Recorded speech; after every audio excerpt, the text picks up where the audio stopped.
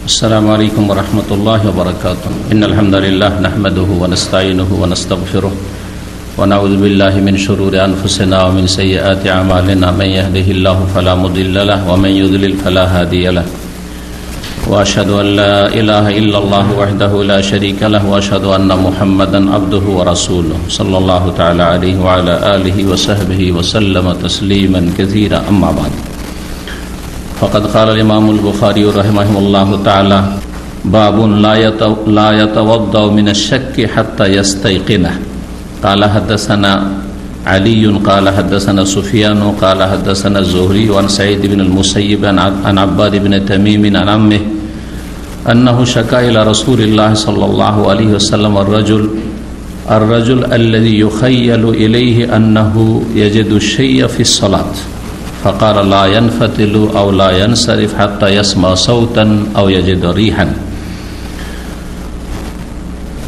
আল্লাহ রাব্বুল আলামিনের যাবতীয় প্রশংসা যে আল্লাহ রাব্বুল আলামিন আমাদেরকে পবিত্র রাখার জন্য, পবিত্র করার জন্য দ্বীনের এই সম্পর্কীয় বিধিবিধান পূর্ণরূপে নাজিল করেছেন।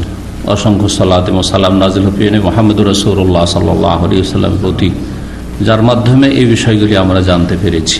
আমাদের ধারাবাহিক আলোচনা সহিহুল বুখারীর প্রতি জুমাবারে যে চলে আসছে, তার আজকে পর্ব হচ্ছে ওযু সম্পর্কে, আর পর্ব নম্বর 2। আজ 12ই রবিউল সানি 1442 হিজরি মোতাবেক 27শে নভেম্বর 2020। অধ্যায় নম্বর 4, হাদিস নম্বর 137, ইমাম বুখারী রাহিমাহুল্লাহর সহিহ বুখারীর। বলছেন বাবুন লা ইয়াতাওয়াদ্দাউ মিনাশ শাক্কি হাত্তা ইয়াস্তাইকিনা। এই অধ্যায় হচ্ছে যে সন্দেহের ভিত্তিতে কোনো ব্যক্তি উযু করতে যাবে না বা উযু করবে না বা উযু নবায়ন করবে না হাত্তা ইয়াস্তাইকিনা, যতক্ষণ পর্যন্ত তার ইয়াকিন না হবে বা নিশ্চিত না হবে যে আসলে উযু নষ্ট হয়েছে। উযু করবে না সন্দেহের ভিত্তি, তার মানে অলরেডি উযু আছে, উযু আছে আপনার আগের। এখন সন্দেহ হচ্ছে, সেটা সালাতের ভিতরে হোক অথবা বাইরে হোক। জি, সালাতের ভিতরে হোক অথবা বাইরে হোক। বিশেষ করে আজকাল শীতকালে মাগরিব এশার মাঝখানে সাধারণত অনেকেই বা অধিকাংশ লোকে উযু করেন না। হ্যাঁ, মাগরিবের উযু আছে, উযু আছে মানে আসল হচ্ছে যে উযু আছে। সন্দেহ হচ্ছে কি জানি উযু আছে কি নাই, না উযু করার কোনো প্রয়োজনে সন্দেহের ভিত্তিতে। এটা সালাতের বাইরেও আর সালাতের ভিতরে বিশেষ করে যাদের গ্যাসের সমস্যা আছে, জি, বায়ু নিঃসরণ বেশি হয়, তাদের এই সমস্যাটা বেশি হয়। আর এক শ্রেণীর লোকের সমস্যা হয় যাদের ওয়াসওয়াসার রোগ আছে, শয়তানি ওয়াসওয়াসা আছে, তাদের এই সমস্যাটি, সেটা হচ্ছে যে কি জানি বায়ু নিঃসরণ হয়ে গেল, হাওয়া বেরিয়ে গেল, এরকম মনে হতে থাকে, সন্দেহ হতে থাকে। সন্দেহের ভিত্তিতে আপনি উযু নবায়ন করতে যাবেন না। জি, তাই বলছেন লা ইয়াতাওয়াদ্দাউ মিনাশ শাক। একজন মুসলিম ব্যক্তি যার ইবাদত বন্দেগীর পূর্বে উযুর প্রয়োজন, উযু শর্ত, সে সন্দেহের ভিত্তিতে উযু করতে যাবে না। আসল হচ্ছে উযু আছে। হাত্তা ইয়াস্তাইকিনা, যতক্ষণ পর্যন্ত সে নিশ্চিত না হবে যে উযু ভঙ্গ হয়ে গেছে। আর নিশ্চিত কেমন করে হইতে হবে? যে সব ইয়াকিন হওয়ার দিকগুলি রয়েছে, দুটো দিক এই হাদিসে উল্লেখ করা হয়েছে। হাদিস প্রখ্যাত তাবেঈ এবং সাইয়্যিদুত তাবেঈন, তাবেঈদের মধ্যে সবচেয়ে শ্রেষ্ঠ তাবেঈ হচ্ছেন সাঈদ ইবনে মুসাইয়্যিব রাহমাতুল্লাহি আলাইহি।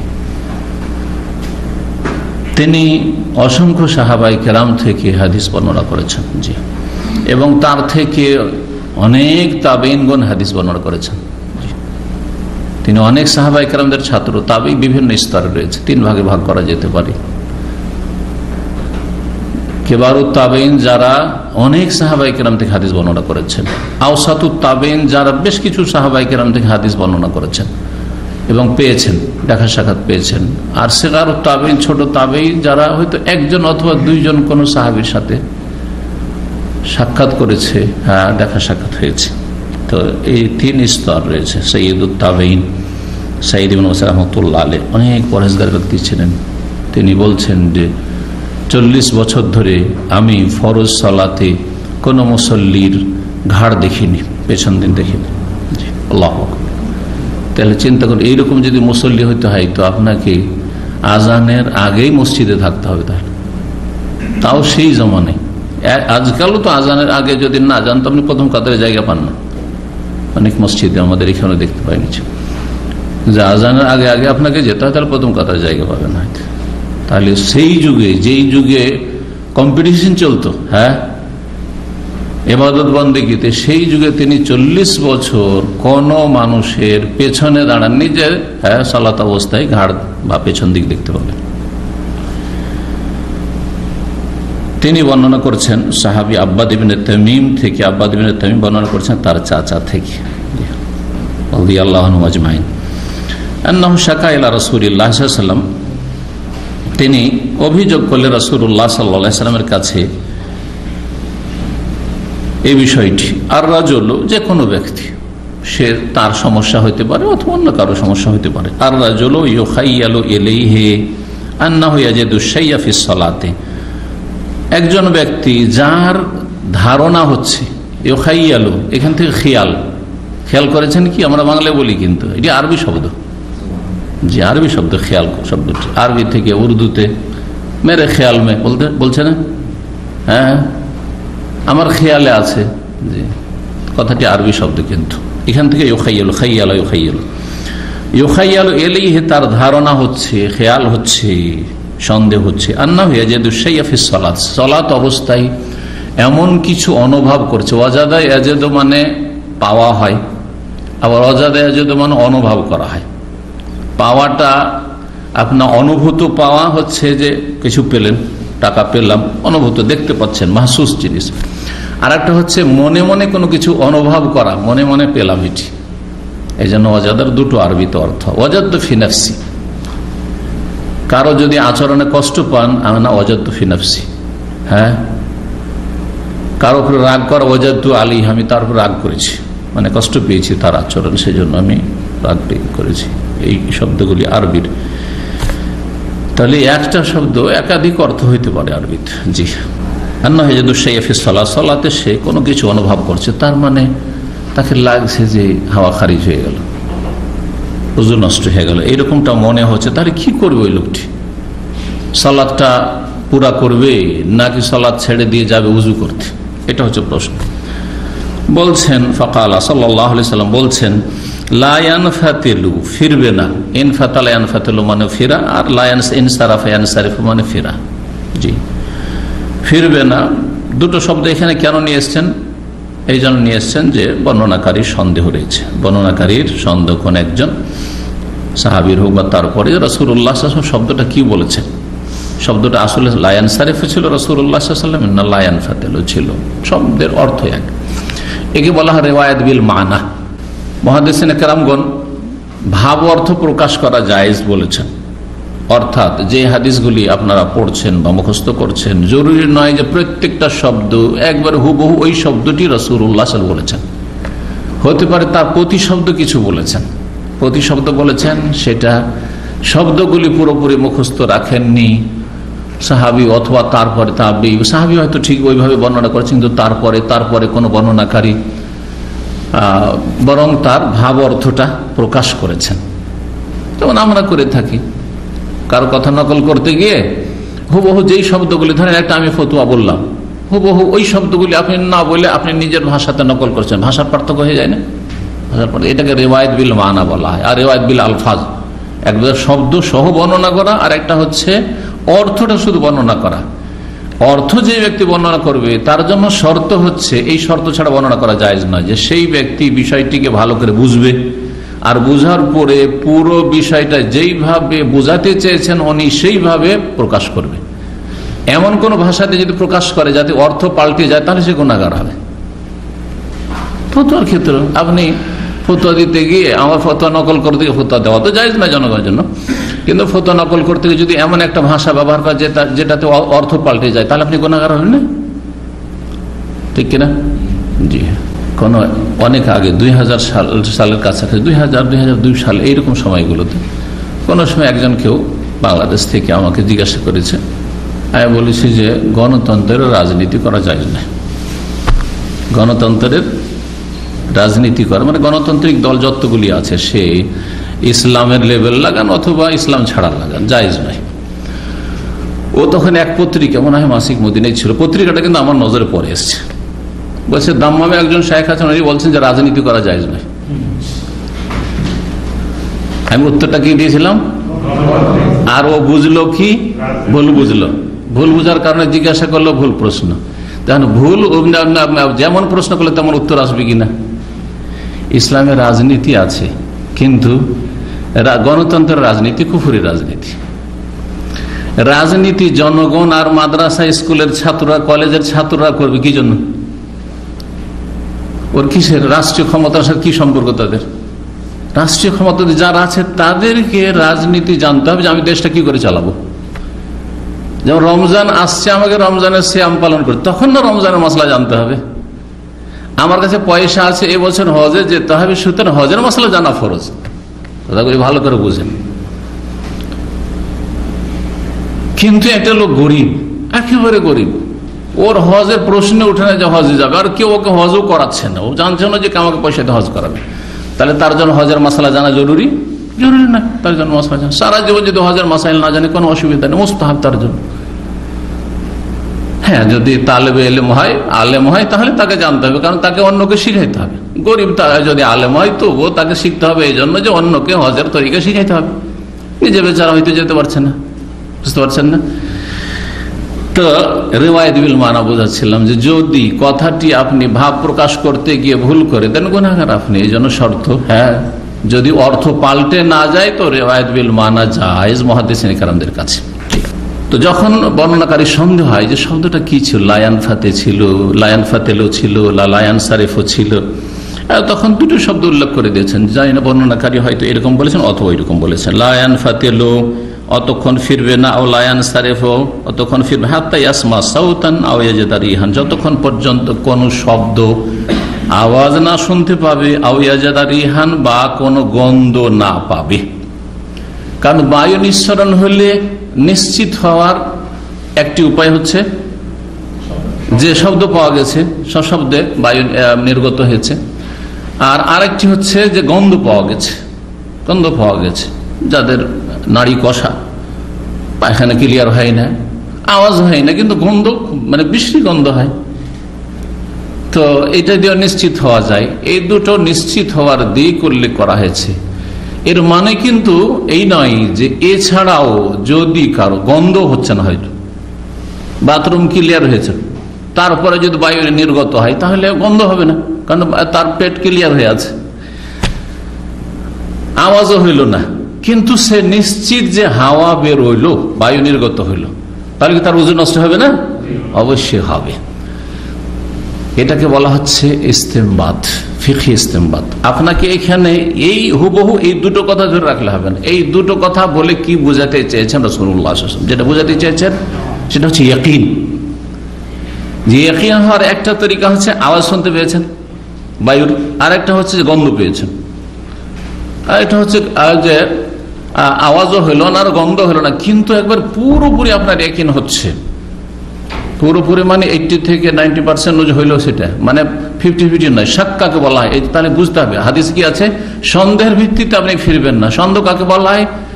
মাঝামাঝি 50-50-তে আছেন, মনে হচ্ছে যে আমার হাওয়া খারিজ হয়ে গেল, বেরিয়ে গেল, আবার হচ্ছে না হয়নি, আধা দিতে আছেন, অথবা 50-60-এর ভিতরে আছেন।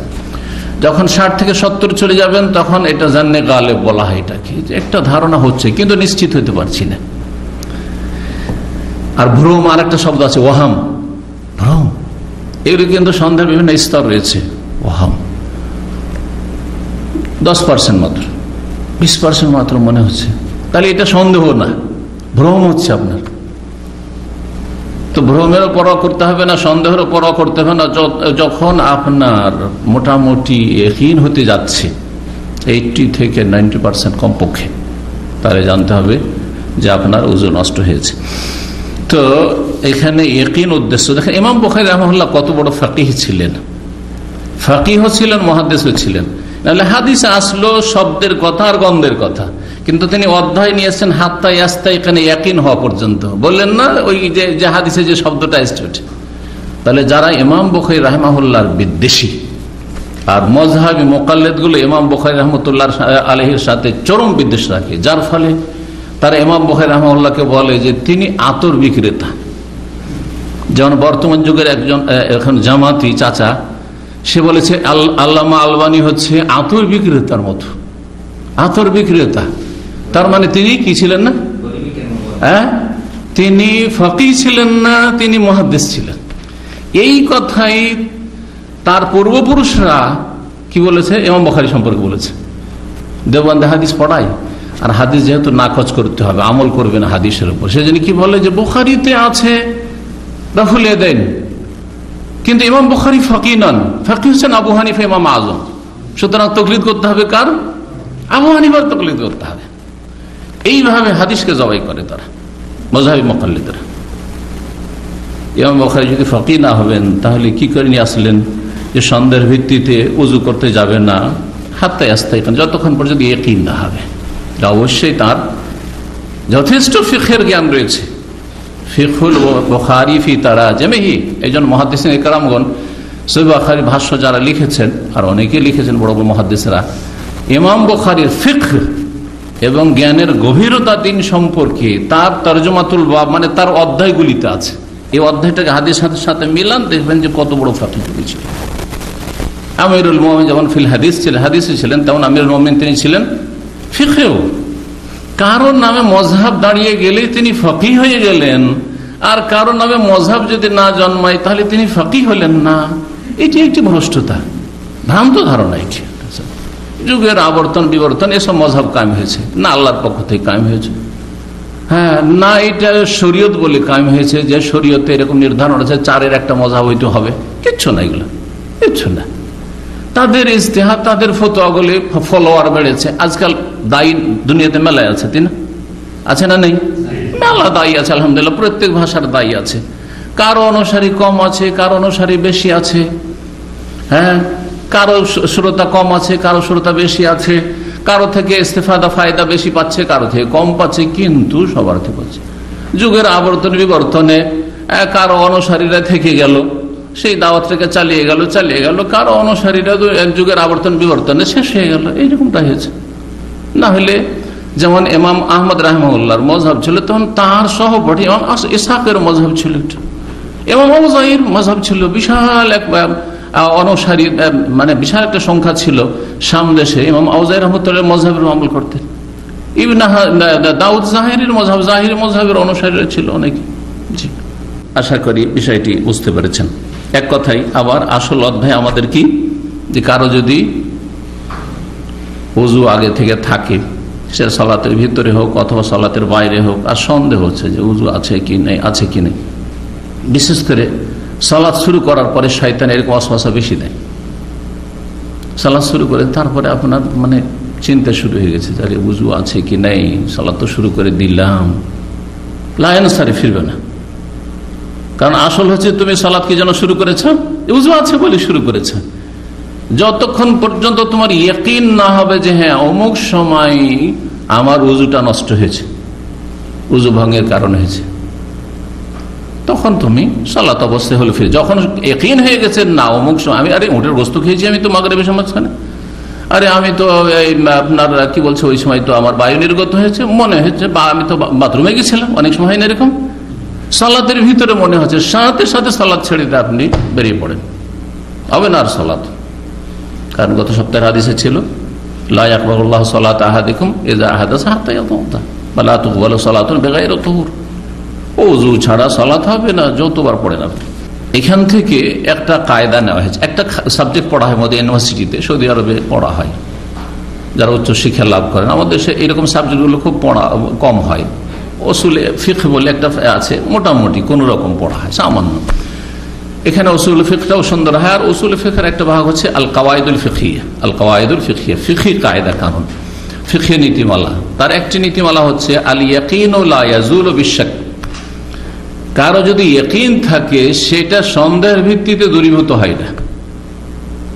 ইয়াকিন সন্দেহের ভিত্তিতে দূরীভূত হয় না। যে কোনো ক্ষেত্রে আসল ইয়াকিন হচ্ছে একজন বিবাহিত মানুষের যে এটা আমার স্ত্রী, ঠিক আছে না, এটা আমার স্ত্রী, কবুল করেছি, আমি সংসার করেছি, আমার স্ত্রী। তার মাঝে মাঝে সন্দেহ হচ্ছে যে আমি কি ওকে তালাক দিয়েছি নাকি। আর এরকম রোগে অনেক অস্বস্থার রোগে ভোগে অনেকে আছে, তালাক দিয়েছি নাকি। এরকম একবার তালাকের কথা মনে মনে করছিলাম, একজন লোক ফ্রান্স থেকে আমাকে পেরেশান করে ফেলেছে এরকম। আর এই 50 বার টেলিফোন করছে, ওকে বলে দিয়েছি সন্দেহের ভিতর হবে। আবার কিছুদিন পরে নাম্বার চেঞ্জ করে আবার টেলিফোন করছে, আওয়াজে বুঝে যাচ্ছি যে ওই লোকই, ওই মাসলা আবার জিজ্ঞাসা করছে কি যে অস্বস্থার রোগ, তালাকের অস্বস্থার রোগ, তোমার তালাক হয়নি বলছে। তারপরে সন্দেহ হচ্ছে কি জানি, আমি একবার মুখে মনে মনে এখানে নিয়ে এসেছিলাম, মুখে উচ্চারণ করলাম কি না, মনে হচ্ছে করলাম কি করলাম। আল ইয়াকিনু লা ইয়াযুরু বিশ-শাক, ইয়াকিন যেটা দৃঢ় প্রত্যয় সেটা সন্দেহের ভিত্তিতে নষ্ট হয় না বা দূরীভূত হয় না। যদি প্রথম ইয়াকিন থাকে যে উযু নেই, আর সন্দেহ হচ্ছে উযু করেছি নাকি মাঝখানে, তাহলে কোনটা ঠিক? উযু নেই, কারণ আসল হচ্ছে উযু নেই, কথা বোঝা গেছে। কিন্তু উযু আছে, এখন উযু গেল নাকি মাঝখানে, এরকম সন্দেহ হচ্ছে, তখন আসল হচ্ছে যতক্ষণ নিশ্চিত না হবে ততক্ষণ পর্যন্ত উযু আছে। আশা করি বিষয়টি বুঝতে পেরেছেন। 5 নম্বর অধ্যায় বলছেন বাবু তাখফিফ ফিল উযু। এই অধ্যায় হচ্ছে হালকা উযু করা সম্পর্কে। তাখফিফ, খাফফাফা ইউখাফিফ মানে হালকা করা, উযুতে হালকা করা মানে হালকা ভাবে উযু করা জায়েজ আছে।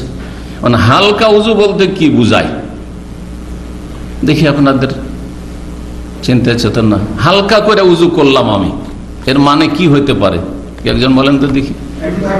একজন একবার করে, আর কিছু ভালো হইলো, আরো তো নুরুন আল নূর হইলো, তো উযু আছে তারপরে উযু করলেন, ভালো বুঝতে হবে। হালকা করে উযু করলাম, আর কিছু হইতে পারে যেটা বলেছি ওইটা বাদ দিয়ে একবার করে উযু করা। গত সপ্তাহে বলেছি একবার ফরজ, 2 বার ভালো, আর 3 বার আরো ভালো। জি, আবার কিছু অঙ্গ একবার, কিছু অঙ্গ 2 বার, কিছু অঙ্গ 3 বার, জায়েজ আছে কি নাই? সেটাও জায়েজ আছে। একবার করে শুধু উযুর অঙ্গগুলি ধৌত করলেন, এটা হচ্ছে হালকা উযু। আর একটা হালকা উযু হচ্ছে যে শুধু পানি বহিয়ে দিলেন, ঘষাঘষি করলেন না, শুধু পানি বহিয়ে দিলেন। অনেকে করেন না, নলে পানি পড়ছে তাই আর শুধু ধৈর্য আছে এরকম করে উযু হয়ে উঠে গেলেন উযু করে, এটা হালকা উযু, ঘষা দিলেন না। তৃতীয় হালকা উযু হচ্ছে যে অল্প পানি আছে। উমরা সফরে বাসে যখন যে সময়গুলো সফর করেছি মাঝে মধ্যে এরকম হতো, এক তো ঠান্ডার সময় আর নেই পানি কোথায়, বাথরুমে বাকালার পানি কিনে একটা বোতল, চেয়ে বড় কত সেটা হবে 300 মিলি বা 330 মিলি বা কত থাকে, এতে উযু করা সম্ভব কিনা? হতে পারে, সম্ভব হইতে পারে। 300-400 মিলিতে বা 500 মিলিতে উযু হইতে পারে। সেটা কিভাবে? অল্প করে পানি নিয়ে ঘষা দেওয়া, শুধু অল্প পানি নিয়ে উযুর অঙ্গগুলিতে ঘুষে ঘুষে ভিজিয়ে নেওয়া, এটাও হালকা উযু। তাহলে হালকা উযু কয় রকমের হইল? 3 রকম। তো ইমাম বুখারী এই অধ্যায় এই 3টি অবস্থাকে শামিল। কেউ যদি মনে করে যে একবার করে আমি ধুইলাম তাও জায়েজ, কেউ যদি মনে করে যে আমি আপনার পানি বহিয়ে দিলাম শুধু তাও চলবে, কেউ যদি মনে করে যে আমি অল্প পানি আছে অল্প অল্প করে পানি নিয়ে শুধু ঘুষে ঘুষে ঘুষে ভিজিয়ে দিলাম উযুর অঙ্গগুলি, সেটাও চলবে। রাসূলুল্লাহ সাল্লাল্লাহু আলাইহি ওয়াসাল্লাম আনুমানিক 600 গ্রাম বা 600 মিলি পানিতে উযু করতে। কানা রাসূলুল্লাহ ইয়াতাওয়াদ্দাউ বিল মুদ্দি ওয়া ইয়াগতাসিলু বিস-সাহ, এক মুদ পানিতে 600 গ্রাম পানিতে উযু করতেন, আর গোসল করতেন কিসে? 1 সা পানি, প্রায় 2.5 থেকে 3 কেজি বা 3 লিটার পানিতে কি করতেন? গোসল করতেন। জি হ্যাঁ, তো কেমন গোসল হতো তাহলে? ওই রকমই গোসল, হালকা পানি ঢেলে শরীরে ঘষা দাও, অল্প করে পানি ঢেলে শরীরে ঘষা দাও, গোটা শরীর ভিজিয়ে নাও। ইবনে আব্বাস রাদিয়াল্লাহু তাআলা আনহুমা থেকে বর্ণিত, তিনি বলছেন যে আন্না নবী সাল্লাল্লাহু আলাইহি ওয়াসাল্লাম নামা, নবী সাল্লাল্লাহু আলাইহি ওয়াসাল্লাম একবার ঘুমিয়ে পড়লেন। হাত্তা নাফাখা, নাফাখা ইয়ানফাখু মানে ফুঁক দেওয়া হয় শাব্দিক অর্থ। এখানে নাফাখা ঘুমের অবস্থায়, নাফাখা মানে আপনার নাক ডাকা শুরু হলো, হ্যাঁ নাক ডাকা শুরু। জি, খাঁ খাঁ মনে হচ্ছে ফুঁক দিচ্ছে, তাই না? তো ওখান থেকে নাফাখা মানে নাক ডাকা। জি, সুম্মা সাল্লা, তারপর সালাত আদায় করলেন। রুব্বামা কালা, আর কখনো কখনো তিনি বলতেন নামার জায়গায় বলতেন ইজতাজা। নামা মানে ঘুমিয়ে যাওয়া, নিদ্রা চলে আসা, আর ইজতাজা মানে শুয়ে যাওয়া।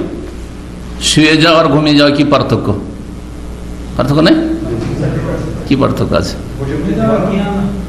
হ্যাঁ, ঘুমিয়ে যাওয়া সেটা বসে হতে পারে, শুয়ে হতে পারে, আমার ঘুম চলে এসছে, এক কথায় নিদ্রা চলে এসছে। আর শুয়ে যাওয়া মানে লম্বা হয়ে শুয়ে গেছেন, সে কাঁথে হোক আর চিতে হোক শুয়ে গেছেন, কিন্তু ঘুম নাও আসতে পারে। তো ইজতিজা মানে হচ্ছে শুধু শুয়ে যাওয়া, লম্বা হয়ে শুয়ে যাওয়া। হাত্তা নাফাখা, শুয়ে গিয়ে তার নাক ডাকা শুরু হয়ে গেছে। সুম্মা কামা, তারপরে দাঁড়ালেন, ঘুম থেকে উঠলেন, ফাসাল্লাহ, সালাত পড়লেন, মাঝখানে উজু করলেন না। কেন? রাসূলুল্লাহ সাল্লাল্লাহু আলাইহি ওয়াসাল্লাম ঘুমিয়ে যেতেন, আর তারপরে ঘুম থেকে উঠে আর উজু করতেন না। কেন?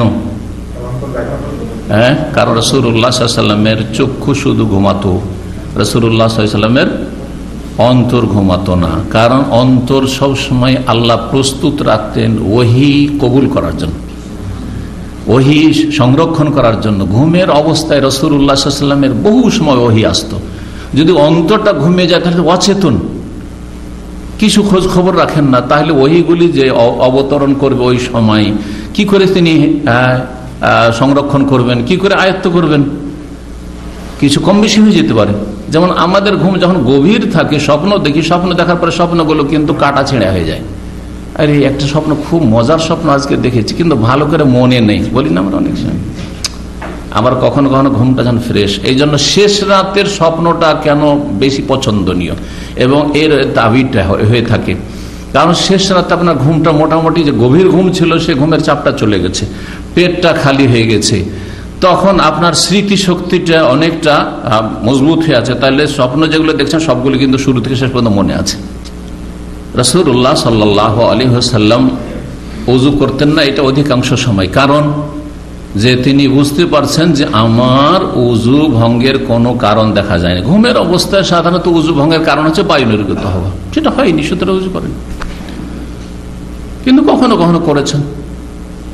আমরা বুঝতে পারবো ঘুম আসলে যে উজু ভঙ্গ হয়েছে কি হয়নি, বায়ু নির্গত হয়েছে কি হয়নি, না বোঝার কোনো উপায় নেই। গভীর ঘুম বিশেষ করে হলে হালকা ঘুম, এই জন্য তন্দ্রা, ঝিমানো বা হালকা হালকা ঘুম, আশেপাশে কি হচ্ছে টের পাচ্ছি, এইরকম অবস্থাতে নিদ্রা বা ঘুম কিন্তু উজু ভঙ্গের কারণ না। এখান থেকে একটি কথা শোনেন ভালো করে, যেটা অনেকে জানেন না, যে নিদ্রা হিসাবে উজু ভঙ্গকারী নয়। এটা হাদিসের আলোকে বলছি। আমরা তো জানি যে নিদ্রা হচ্ছে কি উজু ভঙ্গের কারণ।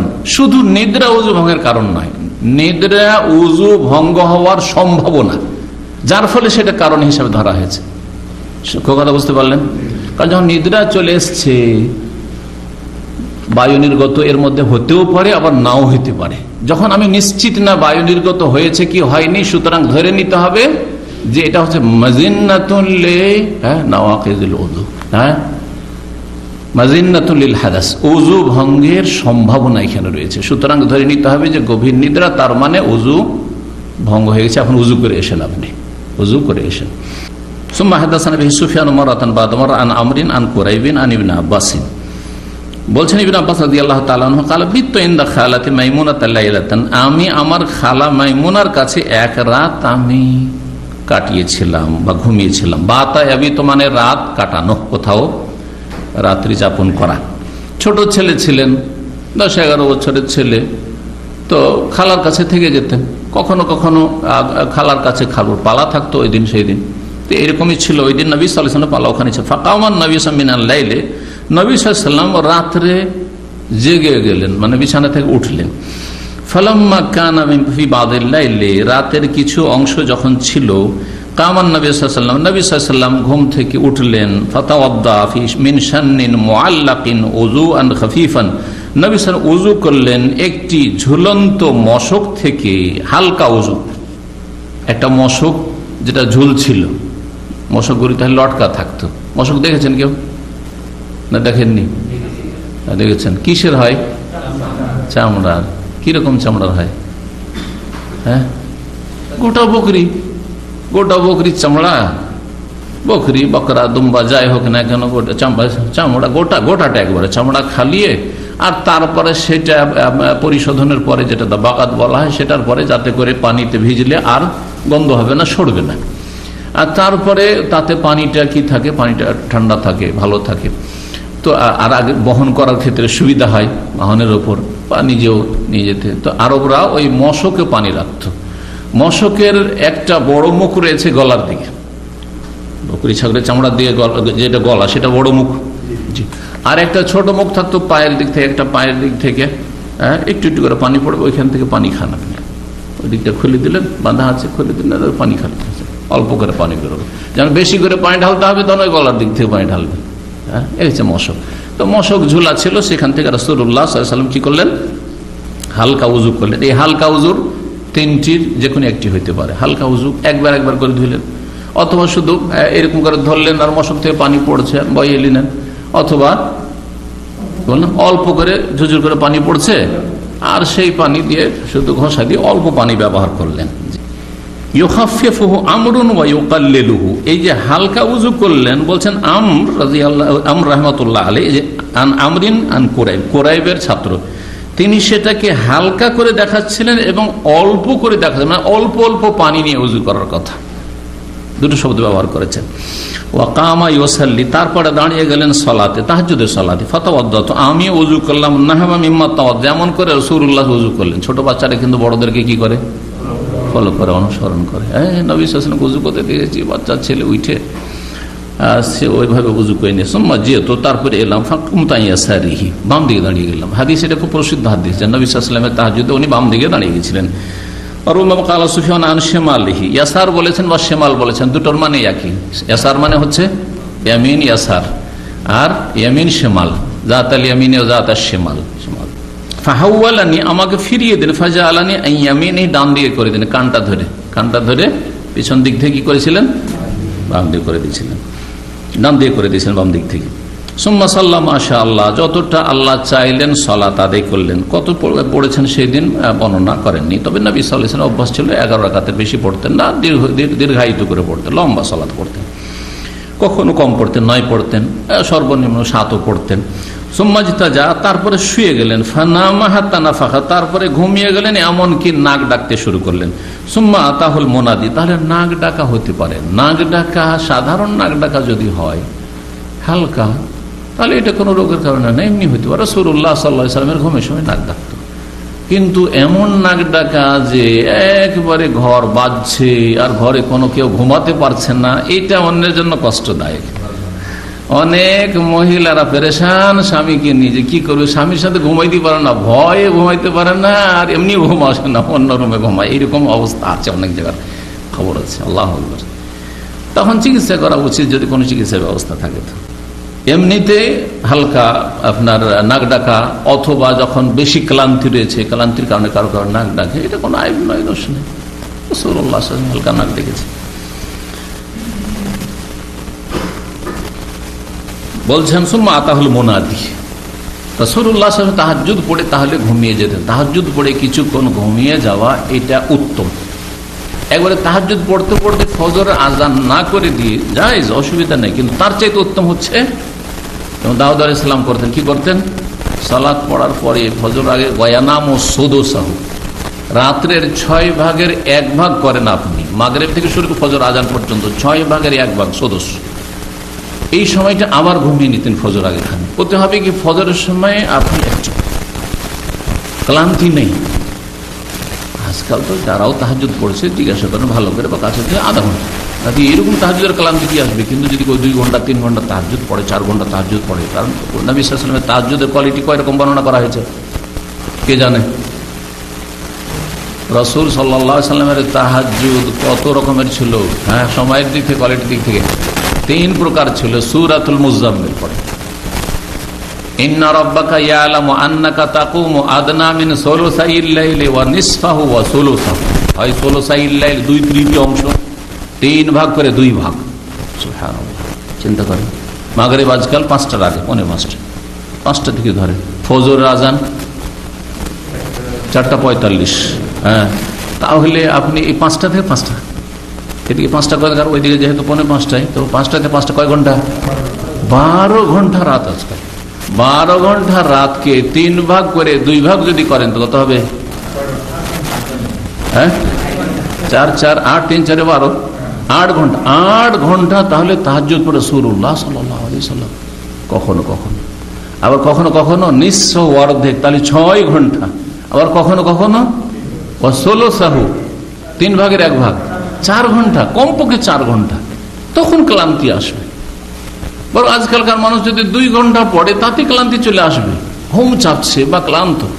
তাহলে তার আগে ফজর আগেখানে যদি শুয়ে যান, একটু ঘুমিয়ে নেন, শরীরটা আরাম পেয়ে গেল। কিন্তু শর্ত হচ্ছে যে ফজরে জাগানোর ব্যবস্থা থাকবে। হয় আপনাকে কোনো ব্যক্তি জাগাবে, আপনার স্ত্রী আছে হয়তো, অথবা আপনজন কেউ আছে দরদি মানুষ, অথবা আপনার অ্যালার্ম জাগাবার জেগে যেতে পারবেন। কিন্তু যার আশঙ্কা আছে যে আমি যদি তাহাজ্জুদ পড়ে শুয়ে যাই তাহলে আর ফজরে উঠতে পারবো না, তাহলে তার জন্য এইরকম তাহাজ্জুদ পড়া গুনার কাজ। তাহাজ্জুদ পড়ে ঘুমাইলেন, গুনার কাজ করলেন আপনি। কারণ আগে ফরজ আদায় করতে হবে। আপনি তাহাজ্জুদ নাও পড়তেন আর এশা পড়েছেন জামাতে আর ফজর জামাতে, তাহলে কান্নামা কামাল লাইলা কুল্লা, সারা রাত আপনি কিয়ামের সওয়াব পেয়েছেন। সারা রাত কিয়ামে তাহাজ্জুদের সওয়াব পেয়েছেন মানে এই নয় যে আর একটা লোক তাহাজ্জুদ পড়লে ওইটা ওর সমান সওয়াব পেয়ে গেলেন। আবার এটাও ভাববেন না, কারণ অনেকে এইরকম মনে করে যে এত সস্তা ফজিলত। ভাই যেই লোক যতটা মেহনত করবে সে অনুযায়ী না, নফলের ক্ষেত্রে যেই মানুষ যতটা মেহনত করবে, যতটা কষ্ট করবে, সে অনুযায়ী তার সওয়াব হবে। কিন্তু আপনি ফজিলত পেয়ে যাবেন। আগে আপনি গুরুত্ব দেন ফরজের, ফরজ যেন মিস না হয়। নফল করতে গিয়ে আপনার ফরজ যেন ত্রুটিপূর্ণ না হয়, আল্লাহ জানে। বলছেন যে আতাহুল মোনাদি, তারপরে তার কাছে একজন ঘোষক আসলো বা আহ্বায়ক আসলো ডাকতে। নবী সাল্লাল্লাহু আলাইহি সাল্লামকে আজানের পরে ডাক দিতে আসতেন বেলাল রাদিয়াল্লাহু তাআলা, যেহেতু আজান দিতেন। অথবা কেউ বলতেন যে আসসালাত ইয়া রাসূলুল্লাহ, কারণ রাসূলুল্লাহ সাল্লাল্লাহু আলাইহি ওয়াসাল্লাম কক্ষ তো মসজিদের সাথে, মসজিদের সাথে সাথে একটা পর্দা লটকানো আছে, তো ওইখানে একটু ডাক দিলে তো শুনতে পাচ্ছেন। আর কক্ষে শুয়ে আছেন নবী সাল্লাল্লাহু আলাইহি ওয়াসাল্লাম। বিবিগণের কক্ষগুলি কিন্তু লাইন ধরে সারিবদ্ধ, যেদিকে মহিলা শেষে সেদিকে মায়েশা রাদিয়াল্লাহু তাআলা আনহার যে কক্ষ, যেখানে নবী সাল্লাল্লাহু আলাইহি ওয়াসাল্লাম কবর রয়েছে, সেখান থেকে শুরু করে তার পিছন দিকে আপনি চলে যান, 9টা সারিভাবে 9টা কক্ষ ছিল, ছোট্ট একটা করে ঘর, ছোট্ট ঘর, আর তার সাথে একটা ছোট্ট উঠান আর ঘেরা। এইরকম বাড়ি ছিল, বাড়ি কত সাদা সিধা জিন্দেগি ছিল, কিন্তু কত সুখের জীবন ছিল। আলহামদুলিল্লাহ। ফাআযানাহু বিস-সালাত, তাকে জ্ঞাত করলেন। আযানা ইউযানা ইযানান বা বিফাল মানে হচ্ছে জ্ঞাত করা, জি, অবগত করা। বিস-সালাত, সালাত সম্পর্কে, যে ইয়া রাসূলুল্লাহ এখন ইকামতের সময় হতে যাচ্ছে। ফাকামা মাহু ইলা-সালাত, তার সাথে সালাতের উদ্দেশ্যে দাঁড়িয়ে ফাসাল্লা, সালাত আদায় করে, ওয়ালাম ইয়াতাওয়াদ্দা, ওযু করলেন না। কারণ রাসূলুল্লাহ সাল্লাল্লাহু আলাইহি ওয়াসাল্লাম অন্তর জাগ্রত থাকতো, তিনি বুঝতে পারতেন যে আমার ওযু ভঙ্গের কোনো কারণ হয়নি, জানতে পারছি। পক্ষান্তরে আমি আপনি যেহেতু জানতে পারি না ঘুম আসলে, সুতরাং ধরে নেব যে আমাদের ঘুম এসে গেছে, ভালো মতো ঘুম চলে এসছে, তার মানে আমাদের ওযু ভঙ্গ হয়েছে। কিন্তু সাধারণত বসে বসে কেউ ঝিমাচ্ছে তো টের পাচ্ছে, হাওয়া খারিজ হলে সাধারণত টের পাবে। কিন্তু বসে বসে যদি গভীর ঘুম হয়ে যায় তাতেও কিন্তু ওযু ভঙ্গ হয়ে যাবে, সেটাও ওযু ভঙ্গ মনে করতে হবে। অনেকের ধারণা যে বৈশা বৈশা ঘুমাইলে ওযু ভঙ্গ হয় না, আর শুয়ে ঘুমিয়ে গেলে ওযু ভঙ্গ হয়, এটাও কথা ভুল, কিন্তু সূক্ষ্ম কথা নয়।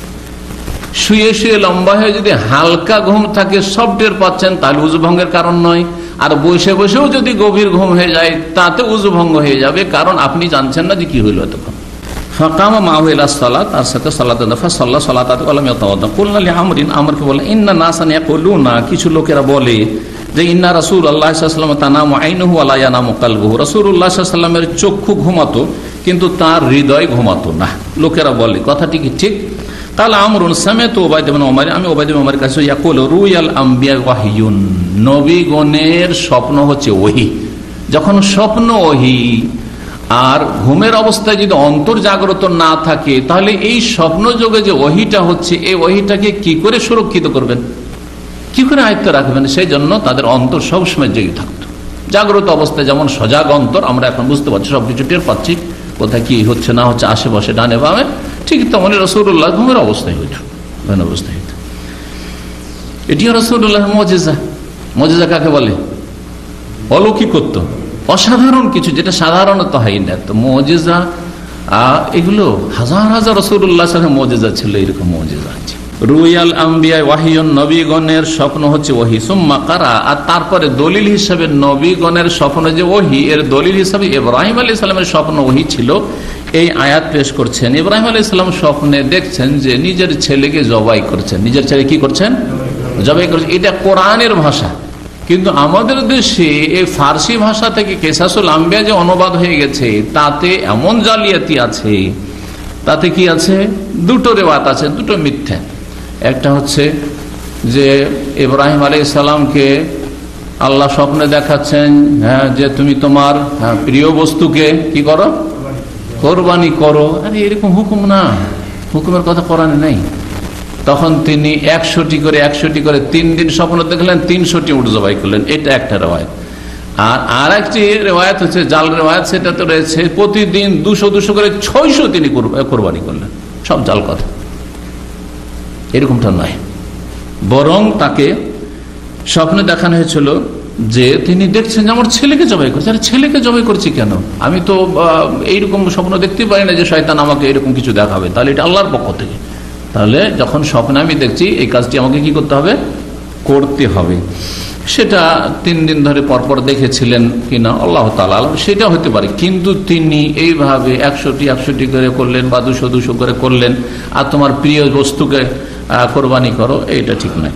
এমনি আরাফিল মানাম, আমি স্বপ্নে দেখছি যে আন্নি আযবাহুকা, বাবা তোমাকে আমি জবাই করছি। যেন ছেলেকে সম্বোধন করে বলছেন, ইয়া বুনাইয়া ইন্নী আরাফিল মানামি আন্নী আযবাহুকা ফানজুর মাযা তারা।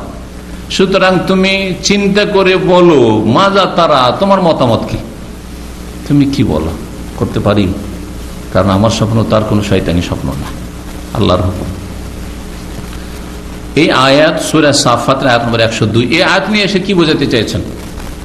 যে ইব্রাহিম আলাইহিস সালামের স্বপ্ন যেমন ওহী ছিল, ঠিক তেমনি রাসূলুল্লাহ সাল্লাল্লাহু আলাইহি ওয়াসাল্লামের কাছে স্বপ্নযোগে ওহী আসতো। যে ওহী আসার বেশ কয়েকটি ধরন রয়েছে। ওহীর সূচনা যে বাদুল ওহী, তাতে আমরা আলোচনা করি বিস্তারিত। তার একটি ছিল যে স্বপ্নযোগে রাসূলুল্লাহ সাল্লাল্লাহু আলাইহি ওয়াসাল্লামের কাছে ওহী আসতো, এই জন্য অন্তর জাগ্রত থাকতো। 6 নম্বর অধ্যায় বাবু ইসবাগিল ওযু। এই অধ্যায় হচ্ছে ওযু পরিপূর্ণ করা, পরিপূর্ণরূপে বা পূর্ণরূপে ওযু করা। আসবাগা ইউসবিগু ওয়া আসবাগা আলাইকুম নি'মাহু যাহিরাতান ওয়া বাতিনা, সূরা ইব্রাহিম রয়েছে। আল্লাহ রাব্বুল আলামিন তোমাদের ওপর পরিপূর্ণরূপে তার প্রকাশ্য গোপনীয় নিয়ামত তোমাদেরকে ঢেলে দিয়েছেন, দান করেছেন। তো ইসবাগ মানে হচ্ছে পরিপূর্ণ করা।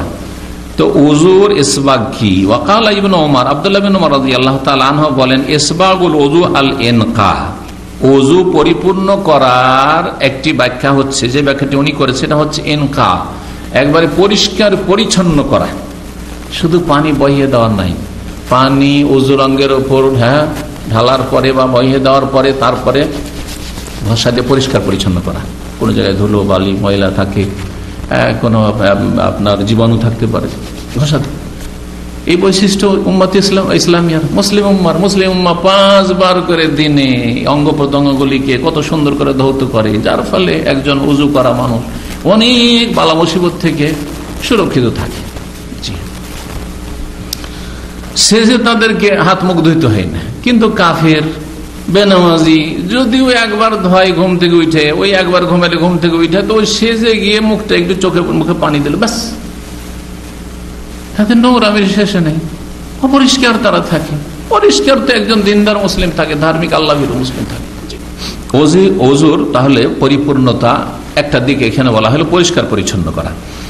আর একটা দিক হচ্ছে 3 বার করে উযু করা হচ্ছে পূর্ণরূপে উযু করা, 3 বার করে উযু করা হচ্ছে পরিপূর্ণ করা। এই দুটি অর্থ উলামারা নিয়েছেন। আবু হুরায়রা রাদিয়াল্লাহু তাআলা আর একটা অর্থ নিতেন, সেটা হচ্ছে ওযুর অঙ্গগুলি লম্বা চওড়া করে ধোয়া। গত সপ্তাহে বলেছিলাম, জি হ্যাঁ, তিনি বলতেন না যে হাদিসটা আসছে যে কিয়ামতের দিনে এই উম্মতকে ডাকা হবে এবং চেনা যাবে কি দেখে, গুররাম মুহাজ্জালিন মিন আসারিল, 5টা অঙ্গ যে চমকিবে, তো আমি লম্বা করে চমকাবো। তো তিনি একবার বগল পর্যন্ত ধুইতেন, পা একবার হাঁটু পর্যন্ত ধুইতেন। ফামান ইসতাতা মিনকুম ইউতিলা গুররাতাহু ফালিয়াফআল, তিনি এই কথাটি বলতেন রাসূলুল্লাহ এই হাদিস বর্ণনা করার পরে। তো এটাও তার কাছে এই ব্যাখ্যা, কিন্তু এই ব্যাখ্যা অন্যান্য উলামায়ে কেরামরা যেহেতু গ্রহণ করেননি, কারণ সেটা তার ব্যক্তিগত ইজতিহাদ বা মত ছিল। আপনার ওযুর অঙ্গগুলি একবার বেশি করে ধুবেন এমন না, তবে নিশ্চিত অবশ্য হবেন। এমন নয় যে আপনি বর্ডার পর্যন্ত ধুলেন আর সন্দেহ থেকে গেল আর কোনো একটি জায়গায় কারণ এই হাড়টির নিচে অনেক সময় শুকনো থেকে যায়, বোঝা যায় না। এইরকমই টাকনা উঁচা নিচা হয়ে আছে, ওই জায়গাগুলি যদি আপনি কনফার্ম না হন তো অনেক সময় শুকনা থেকে যেতে পারে, তাহলে উজু হবে, পরিপূর্ণ উজু করা। ইবনে আব্বাস রাদিয়াল্লাহু তাআলা আনহুমা আজাদকৃত বা স্বাধীনকৃত গোলাম ছিলেন কুরাইব, তিনি ওসামা বিন যায়েদ রাদিয়াল্লাহু তাআলা আনহুমা থেকে বর্ণনা করেছেন বা আনহুম থেকে বর্ণনা আন্নাহু সামিআ ইয়াকুল, তিনি বলছেন দাফা রাসূলুল্লাহ মিন আরাফাতা, রাসূলুল্লাহ সাল্লাল্লাহু আলাইহি ওয়াসাল্লাম আরাফা থেকে প্রত্যাবর্তন করলেন বা রওনা হলেন। দাফা ইয়াদফা মানে রওনা হওয়ার অর্থ এখানে রয়েছে। দাফা মানে পুশ করা, ধাক্কা দেওয়া হয়। জি, দাফা দেফা মানে ডিফেন্স করা, প্রতিরক্ষা করা হয়। জি, ইন্নাল্লাহা ইউদাফিউ আনিল্লাযিনা আমানু। আরাফা থেকে প্রত্যাবর্তন করলেন বা রওনা হলেন। হাত্তা ইযা কানা বিশেবে, এমন সময় একটি পাহাড়ি ঘাঁটিতে পৌঁছিলেন। শেব বলা হয় দুই দিক থেকে পাহাড় চিপা হয়ে চলে সংকীর্ণ রাস্তা, পাহাড়ি ঘাঁটিতে আসলেন।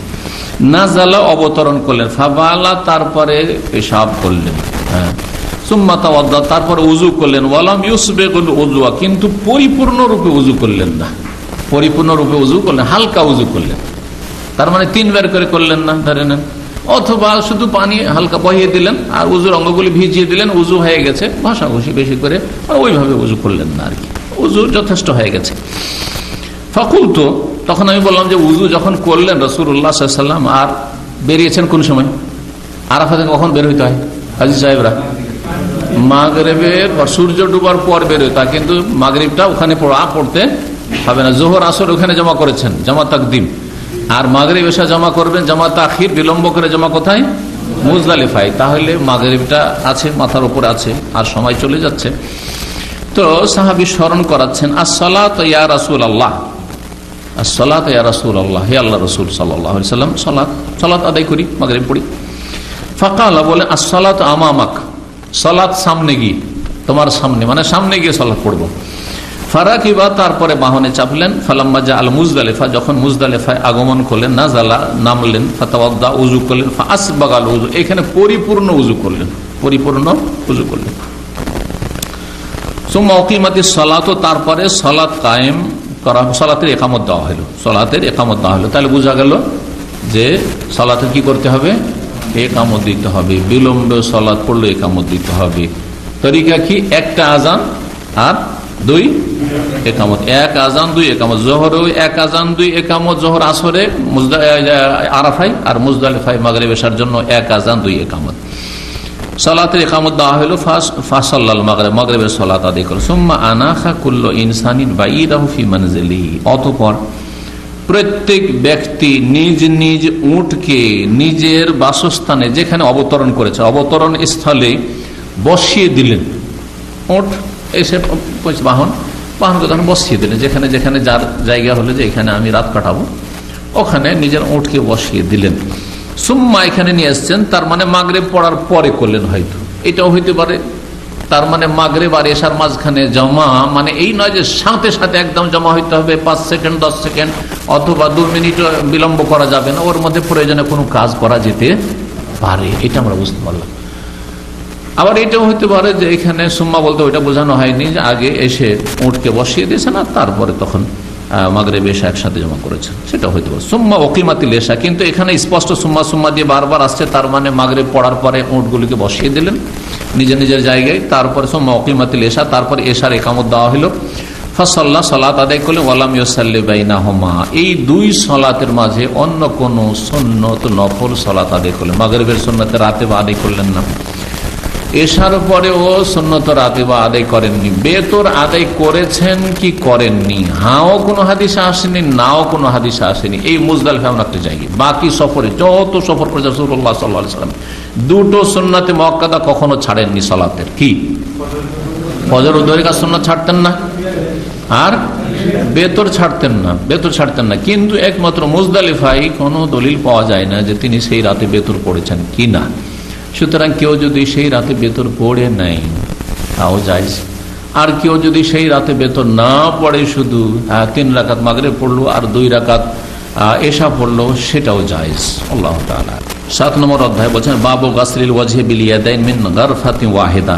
এই অধ্যায় হচ্ছে 2 হাত দিয়ে মুখমণ্ডল ধৌত করা সম্পর্কে। মিন গারফাতিন ওয়াহিদা, 1 অঞ্জলি পানি নিয়ে, 1 অঞ্জলি পানি নিলেন আর তারপরে পানিটাকে 2 হাতে করলেন, আর তারপর এইভাবে দিয়ে মুখমণ্ডল পুরো চেহারাটা ধুলেন।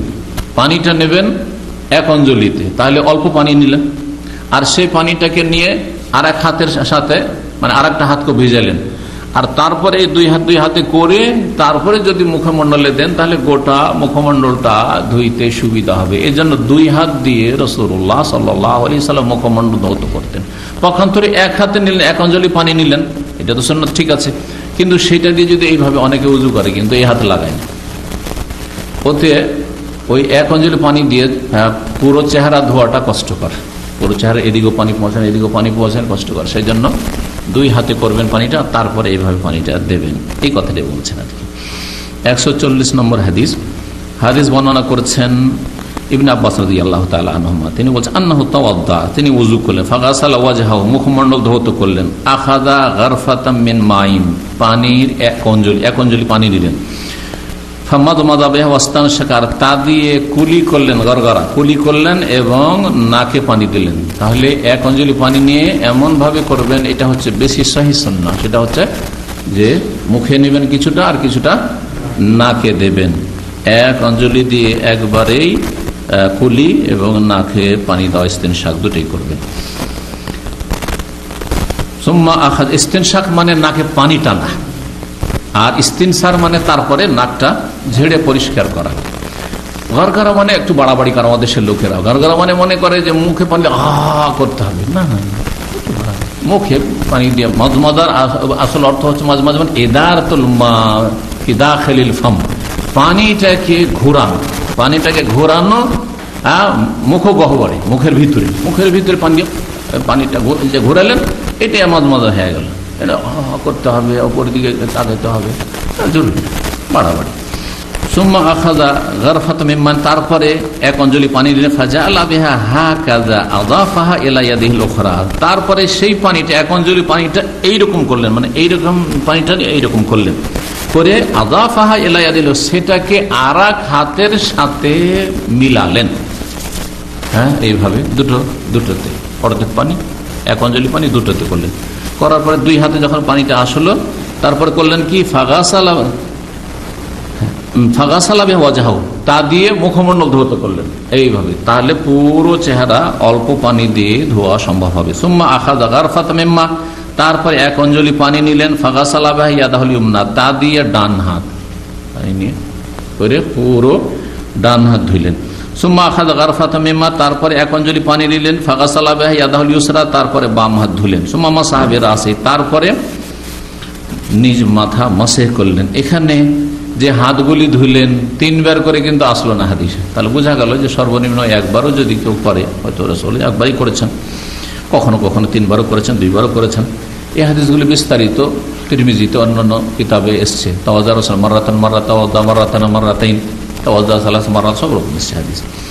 সুম্মা আখাযা গারফাতাম মিন মাইন, তারপরে 1 অঞ্জলি পানি নিলেন, ফারাশা আলা রিজলিহিল ইউমনা হাত্তা গাসালহা, তারপরে ডান পায়ের ওপর বইয়ে দিলেন।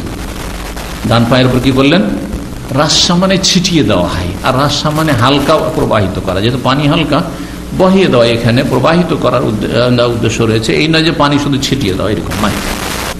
সুম্মা আখাযা গারফাতাম মিন মা, তারপরে 1 অঞ্জলি পানি দিলেন, আর 1 অঞ্জলি ফাগাসালা বিহা রিজলাহু ইয়ানিল ইউসরা, তারপরে তার পা ধুইলেন, মানে ডান পা তো ধোয়া হয়ে গেছে, ইয়ানিল ইউসরা অর্থাৎ, ইয়ানি মানে অর্থাৎ, ইয়ানি মানে অর্থাৎ, এই কথাটি উর্দুতে ব্যবহার করে ইয়ানি, জি, কিন্তু শব্দটি আরবি, জি, ইয়ানিল ইউসরা, বাম পা ধুইলেন। সুম্মা কালা, তারপরে বললেন, হাকাযা রাআইতু রাসূলুল্লাহ সাল্লাল্লাহু আলাইহি ওয়াসাল্লাম ইয়াতাওয়াদ্দা, এইভাবে রাসূলুল্লাহ সাল্লাল্লাহু আলাইহি ওয়াসাল্লামকে আমি ওযু করতে দেখেছি, এইভাবে রাসূলুল্লাহ সাল্লাল্লাহু আলাইহি ওয়াসাল্লামকে আমি ওযু করতে দেখেছি। তো রাসূলুল্লাহ সাল্লাল্লাহু আলাইহি ওয়াসাল্লামের ওযু এরকম ছিল।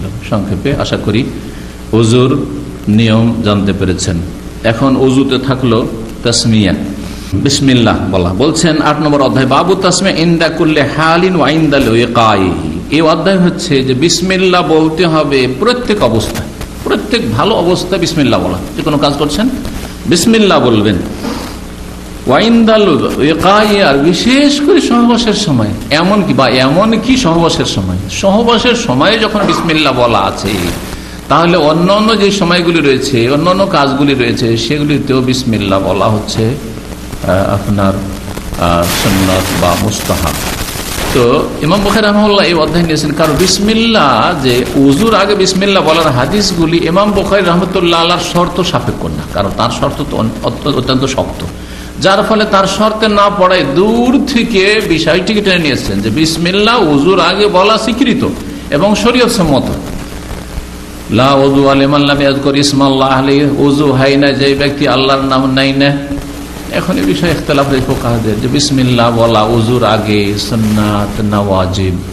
এই ক্ষেত্রে সঠিক মত হচ্ছে যে ভুলে গেলে মাফ, কিন্তু যদি স্মরণ থাকে তো ওয়াজিব, স্মরণ থাকলে ওয়াজিব। মনে আছে আর পড়বেন না এমনটা করবেন না। আর কেউ কেউ বলেছেন না, সর্ব অবস্থাতেই বিসমিল্লাহ বলা সুন্নাত, বিসমিল্লাহ না বললেও ওযু হবে না এমন কথা নয়। তো প্রত্যেক অবস্থায় বিসমিল্লাহ বলা, তার মধ্যে একটি অবস্থা হচ্ছে কি ওযুর সময় বিসমিল্লাহ বলে ওযু শুরু করা। ইবনে আব্বাস রাদিয়াল্লাহু তাআলা আনহু থেকে বর্ণিত, তিনি ইয়াবলুগু বিহিন নবী সাল্লাল্লাহু আলাইহি ওয়াসাল্লাম, তিনি নবী সাল্লাল্লাহু আলাইহি ওয়াসাল্লাম পর্যন্ত হাদিসটি পৌঁছাচ্ছেন, মানে মারফু। ইয়ারফাউ যেমন অন্য রিওয়ায়াতে থাকে রাফাহু বা ইয়ারফাউ ইলান নবী সাল্লাল্লাহু আলাইহি ওয়াসাল্লাম, হাদিসটিকে মারফু বর্ণনা করেছেন। এটা হচ্ছে ইয়াবলুগু, হাদিসটি তিনি বর্ণনা করেছেন কার থেকে? নবী করিম সাল্লাল্লাহু আলাইহি ওয়াসাল্লাম থেকে। কালা, নবী সাল্লাল্লাহু বলেন, লাউ আন্না আহাদাকুম ইযা আতা আহলাহু, তোমাদের কোন ব্যক্তি যদি নিজ পরিবারের কাছে আগমন করে, তাহলে পুরুষদেরকে, বিশেষ করে হাদিসে কি বলা হচ্ছে, পুরুষদেরকে যখন সহবাসের ইচ্ছায় স্ত্রীর কাছে আগমন করবে, কালা বলবে বিসমিল্লাহ, আল্লাহর নামে শুরু। বিসমিল্লাহ মানে আশরাও বা আবদাও বিসমিল্লাহ, আল্লাহর নামে শুরু করছি। এমন একটা শব্দ এখানে উজ্জ্বল রয়েছে যেটাতে যে কোনো জায়গায় ফিট, আবদাও বিসমিল্লাহ, আশরাও বিসমিল্লাহ, অথবা যেই কাজটি শুরু করছেন সেই অনুপাতে সেখানে একটি ফেল বা ক্রিয়া উজ্জ্বল রয়েছে। সুতরাং যখন খাওয়ার আগে বিসমিল্লাহ বলছেন, করলো বিসমিল্লাহ, পান করার আগে বলছেন আশরাব বিসমিল্লাহ, আতাওয়াদ্দ বিসমিল্লাহ, বলবেন না, ওখানে উজ্জ্বল আছে, মানে গ্রামার বোঝাচ্ছে। সহবাসে যাচ্ছেন তখন ওজামেও বিসমিল্লাহ, বিসমিল্লাহ আল্লাহর নামে শুরু করছি। আল্লাহুম্মা, হে আল্লাহ, জান্নিবনা শাইতানা, আমাদেরকে দূরে রাখো শয়তান হতে। জান্নিবনা মানে আমাদেরকে দূরে রাখো, কার থেকে? শয়তান থেকে দূরে রাখো। ওয়াজান্নিবিশ শাইতানা মা রাযাকতানা, আর শয়তানকে দূরে রাখো মা রাযাকতানা, ওই সব সন্তান সন্ততি হতে যা আমাদেরকে তুমি রিজিক হিসাবে দান করো বা দান করবে। অর্থাৎ আমাদেরকে শয়তান অনিষ্ট থেকে রক্ষা করো, শয়তানকে দূরে রেখে, আর শয়তান থেকে আমাদেরকে দূরে রেখে, শয়তান যেন আমাদের ক্ষতি না করতে পারে স্বামী স্ত্রীর। আর আমাদেরকে যে রিজিক দেবে, রিজিক মানে কিন্তু বাংলা ভাষার রিজিক হচ্ছে টাকার পয়সা, খাবার, ভাত রুটি খাদ্য আর টাকা পয়সা। আল্লাহ অনেক রিজিক দিয়েছে ভাই, কিন্তু 80 বছর বেঁচে আছে, এটাকে রিজিক মনে করেন, এটা আপনার রিজিক। বোঝা গেছে? মাশাআল্লাহ এলেম দিয়েছে, আলহামদুলিল্লাহ। আল্লাহ আমাদেরকে টাকা না দিয়ে এলেম দিয়েছে, আলহামদুলিল্লাহ, যেটুকু দিবে আমার রিজিক। উত্তম রিজিক হচ্ছে ইলমান নাফিয়া। কাউকে আমলের আল্লাহ তৌফিক দিয়েছে, তাকওয়া পরহেজগারি দিয়েছে। রিজক আর রিজক মানে আল হাজ্জ ওয়া নসিব। রিজকের শাব্দিক অর্থ হচ্ছে মানুষের ভাগ, নসিব, যার যেটা ভাগে পড়েছে সেটা হচ্ছে তার রিজিক। জি, সৌদি আরবে থাকছেন, এটা রিজিক। আপনি মাশাআল্লাহ এতটি উমরা করলে, এটা আপনার রিজিক। এতবার হজ করলে, এগুলো সব রিজিক আপনার। তো রিজিক মানে শুধু টাকা পয়সা নয় বা খাদ্য পানীয় বস্তু নয়। তো রিজিক, ছেলে মেয়ে রিজিক, ছেলে মেয়ে কি রিজিক। মা রাযাকতানা, যে আমাদেরকে রিজিক দিয়েছো বা দেবে, সেগুলি থেকেও জান্নাব শয়তান, শয়তানকে দূরে রাখো, যাতে শয়তান আমাদের ছেলে মেয়েদের ক্ষতি না করতে পারে। কোন দিক থেকে? সব দিক থেকে। দিনের দিক থেকে তাদেরকে যেন বেদিন, ফাসে, গুনাহগার, পাপিষ্ট না বানিয়ে দিতে পারে, গোমরা না করতে পারে। আর দুনিয়ার দিক থেকে শারীরিকভাবে ক্ষয়ক্ষতি না করতে পারে, আক্রমণ না করতে পারে। তো দিন দুনিয়ার সার্বিক দিক থেকে শয়তানকে দূরে রাখো। মা রাযাকতানা, মাফউলে সানি, মা রাযাকতানা, যা আমাদেরকে তুমি রিজিকে দিয়েছো বা দেবে তা হতে শয়তানকে দূরে। ফাকুদিয়া বাইনাহুম ওয়ালাদুন, আর তারপরে তাদের মাঝে যদি আল্লাহর চূড়ান্ত ফয়সালা হয়, সন্তান সন্ততি, ওয়ালাদ মানে ছেলে মেয়ে দুটাই, কিন্তু বর্তমান আরবরা ওয়ালাদ শুধু ছেলে সন্তানকে বলে, কিন্তু আরবিতে ওয়ালাদ ইউসিকুমুল্লাহু ফি আওলাদিকুম আওলাদ লিযযাকারি মিসলু হাযিল, তাহলে আওলাদ যাকার হয় আর উনসা হয়। ইবন মানে ছেলে সন্তান আর বিনত মানে মেয়ে সন্তান, কন্যা সন্তান। বাকি ওয়ালাদ ছেলে মেয়ে দুটোকে বলা হয়। ফাকুদিয়া বাইনাহুমা ওয়ালাদুন, যদি উভয়ের মাঝে চূড়ান্ত ফয়সালা করা হয় আল্লাহর পক্ষ থেকে ওয়ালাদ ছেলে মেয়ে, লাম ইয়াদুররুহু শাইতান, তার কোনো ক্ষতি করতে পারবে না। কি করলে? যদি এই দোয়া পড়ে মিলিত হয়, সহবাস করে। এই দোয়া মূলত বাহ্যিক হাদিস বলছে পুরুষের, কিন্তু তার সাথে স্ত্রীও যদি পড়ে নেয়, যেহেতু সহবাস তো দুই পক্ষ থেকে হচ্ছে, তো আল্লাহ তাআলা আলাম, মনে করি সেটা ভালো ভালো। আজকে এখানের আলোচনায় শেষ করি, ইনশাআল্লাহ তাআলা আগামী সপ্তাহে বাকি আলোচনা করা যাবে। ওয়া জাযাকুমুল্লাহু খাইরান ওয়া সাল্লাল্লাহু আলা নবিয়িনা মুহাম্মদ ওয়া আলা আলিহি ওয়া সাহবিহি।